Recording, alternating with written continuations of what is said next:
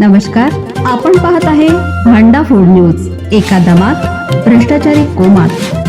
Social media, कर्जबाजारी, गुन्हेगारी, सट्टेबाजी, चोरी, मटका, जुगार, दारू, सावकारशाही, न्यायाच्या प्रतीक्षेत प्रशासन. भांडा फूड न्यूज. एका दमात भ्रष्टाचारी कोमात. स्वीकृत सदस्य घ्यायचेच असतील तर निवडणुका कशासाठी? आमदार सतीश पाटील यांचा थेट सवाल. कोल्हापूर जिल्हा परिषदेत स्वीकृत सदस्यांबाबत मंत्रिमंडळात निर्णय झाल्याची चर्चा सुरू आहे. मात्र याबाबत सरकारकडून अद्याप कोणती अधिकृत स्पष्टता देण्यात आलेली नाही. असा महत्त्वाचा निर्णय घेताना सरकारनं आधीच आपली भूमिका स्पष्ट केली पाहिजे अशी मागणी आमदार सतीश पाटील यांनी केली. कसबा बावडा येथील त्यांच्या कार्यालयात ते बोलत होते. आमदार पाटील म्हणाले, जिल्हा परिषद स्वीकृत सदस्यांची नियुक्ती नेमकी कशी केली जाणार यासाठी कोणती नियमावली असणार हे सरकारनं स्पष्ट केलं पाहिजे. हा निर्णय निवडणुकीपूर्वी व्हायला हवा होता.